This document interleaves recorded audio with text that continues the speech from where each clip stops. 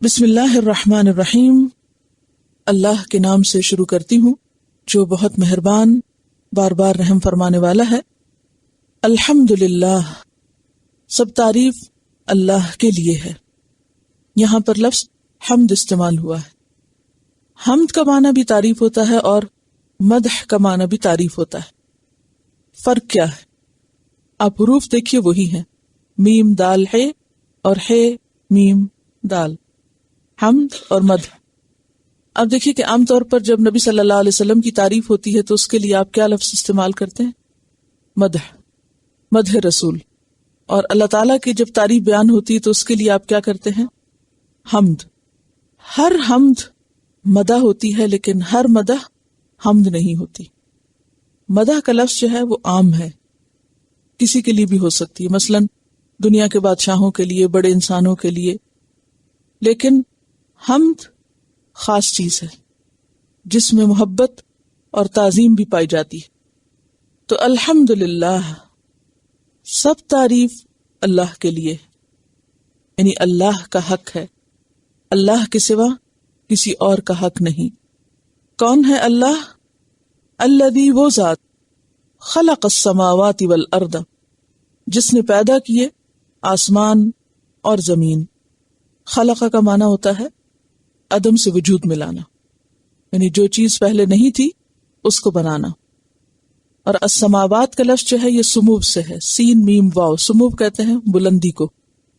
خلق السماوات، اس نے آسمان پیدا کیے، یعنی پہلے نہیں تھے، یہ اسی نے بنائے. والارض، اور زمین. اور آسمان جیسے کہ آپ جانتے ہیں کہ 7 ہیں. قرآن پاک میں آتا ہے کہ اللہ تعالیٰ نے ان کو اپنے ہاتھ سے بنایا. آسمان وسعت پذیر ہیں. وَإِنَّا لَمُوسِعُونَ وَجَعَلَ الظُّلُمَاتِ وَالنُّورَ، اور اس نے بنائے اندھیرے بھی اور روشنی بھی.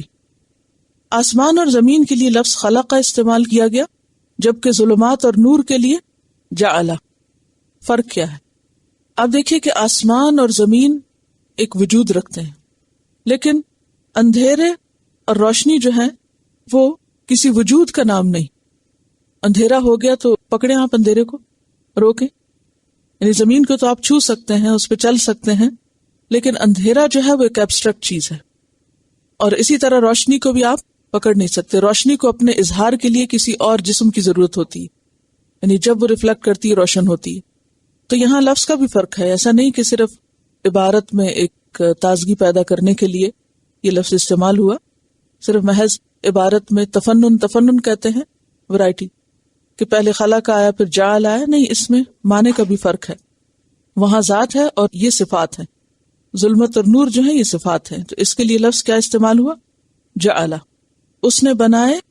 اور پھر جیسا کہ آپ جانتے ہیں کہ اندھیرا اور روشنی ایک دوسرے کے بعد آتے رہتے ہیں، تو جعل کا کیا معنی ہوتا ہے؟ ایک حالت سے دوسری حالت میں لے جانا. اور اس نے بنائے اندھیرے اور روشنی. اندھیرے اور روشنی دونوں کا حصی اور معنوی معنی ہو سکتا ہے. کیسے؟ حصی کس طرح کہ ایک اندھیرا وہ ہے جو آپ دیکھتے ہیں، جیسے رات کو اندھیرا ہو جاتا ہے، یا روشنی وہ ہے جو آپ دیکھتے ہیں. لیکن اس سے مراد یہ اندھیرے اور روشنی بھی ہو سکتے ہیں، اور اس کے ساتھ ساتھ کفر اور ایمان. کفر کیا ہے؟ اندھیرا. اور روشنی کیا ہے؟ ایمان. جیسے سورۃ ابراہیم کے شروع میں اللہ تعالیٰ فرماتے ہیں کہ اس نے یہ قرآن اس لیے نازل کیا تاکہ تمہیں اندھیروں سے نکال کر روشنی کی طرف لائے، یعنی کفر سے نکال کے ایمان کی طرف، یا گمراہی سے نکال کر ہدایت کی طرف. تو ہدایت روشنی ہے اور کفر اندھیرے ہیں.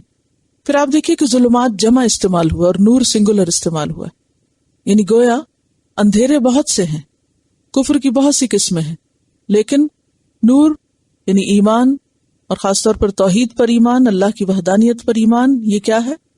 ایک ہی چیز ہے، ایک ہی راستہ ہے. اس میں 2 راستے نہیں ہیں. حق ایک ہی ہے اور باطل بہت سے ہیں. جیسے کہ قرآن پاک میں آتا ہے وَأَنَّ هَذَا صِرَاطِي مُسْتَقِيمًا فَاتَّبِعُوهُ، اور یہ میرا راستہ درست راستہ ہے، اس کی پیروی کرو. وَلَا تَتَّبِعُوا السُّبُلَ، اور دوسرے راستوں کی پیروی نہ کرو، یعنی شرک یا کفر کے. ویسے بھی آپ دیکھیے کہ اسلام ہے، اور اسلام کے علاوہ جتنے بھی اور ادیان ہیں ان سب کے اندر مختلف قسم کے شرک اور مختلف طرح کے کفر پائے جاتے ہیں. ثم الذین کفروا، پھر وہ لوگ جنہوں نے کفر کیا. یہاں ثم تعجب کے لیے آیا. کس کے لیے آیا؟ تعجب. اور تعجب کس کو کہتے ہیں؟ حیرانگی کی بات ہے کہ ان کو نظر نہیں آتا کہ وہ رب جس نے آسمان بنائے اور زمین بنائی، اندھیرے اور روشنی بنائی، وہ اس کو الہ ماننے کی بجائے یہ اس کا انکار کر رہے ہیں. ثم الذین کفروا بربہم یعدلون، وہ اپنے رب کے ساتھ برابر ٹھہرا رہے ہیں. یعدلون کا لفظ عدل سے، عدل کس کو کہتے ہیں؟ برابری کو. اس کی دلیل کیا ہے؟ پیچھے آپ پڑھ چکے ہیں. عدل برابری کے معنوں میں کہاں آتا ہے؟ قیامت کے دن لا یؤخذ منہا عدل، یعنی بدلہ، یعنی برابر کی کوئی چیز لے کے اس کو نہیں چھوڑا جائے گا. تو یعدلون کا مطلب ہوتا ہے برابر کرنا.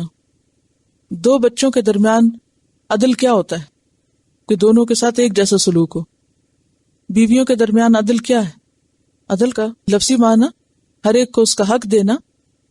تو جب ہر ایک کو اس کا حق ملے گا تو وہ کیا ہوگا؟ برابری ہو جائے گی.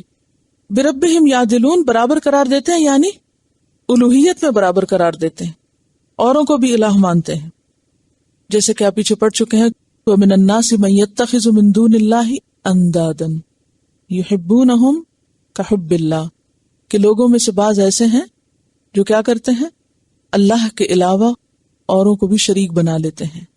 وہ ان سے اس طرح محبت کرتے ہیں جیسے اللہ سے محبت کی جاتی ہے. والذین آمنوا اشد حبا للہ، اور وہ لوگ جو ایمان لائے وہ اللہ کی محبت میں سب سے زیادہ شدید ہوتے ہیں. تو آیت کا خلاصہ کیا ہے؟ کیا بات سیکھی آپ نے اس آیت سے؟ سب تعریف اس رب کی ہے جس نے آسمانوں کو پیدا کیا جبکہ آسمان پہلے کچھ بھی نہ تھے، اور زمین کو بنایا جبکہ زمین پہلے نہیں تھی، اندھیرے بنائے اور روشنی بنائی جبکہ پہلے یہ چیزیں موجود نہ تھیں.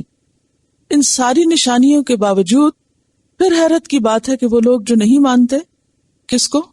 اللہ کو الہ نہیں مانتے، وہ اس کو چھوڑ کر دوسروں کی طرف متوجہ ہو رہے ہیں، اوروں کو رب بنائے ہوئے ہیں، اوروں کو الہ سمجھتے ہیں، اور وہ اپنے رب کے ساتھ شرک کر رہے ہیں.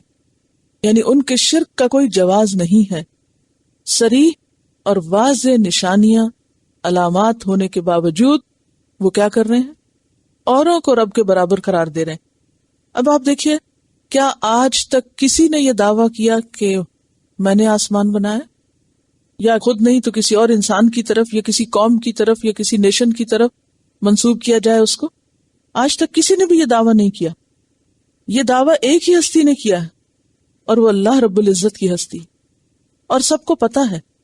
اور قریش مکہ کو بھی جب پوچھا جاتا وَلَئِن سَأَلْتَهُمْ مَنْ خَلَقَ السَّمَاوَاتِ وَالْأَرْضِ لَيَقُولَنَّ اللَّهُ، اگر ان سے تم پوچھو کہ آسمان و زمین کو بنایا کس نے، ہو از دی کریٹر، تو یہ کہیں گے اللہ، اللہ نے بنایا. یہ جاننے کے باوجود، ماننے کے باوجود پھر اور بتوں کو، پتھروں کو اور ہستیوں کو رب کے برابر قرار دے دیتے ہیں، اور ان سے بھی ویسی توقعات رکھتے ہیں، اور ان کو بھی ویسا ہی احترام اور درجہ اور مقام دیتے ہیں جو مقام دراصل خالق سماوات و ارض کے لیے ہے.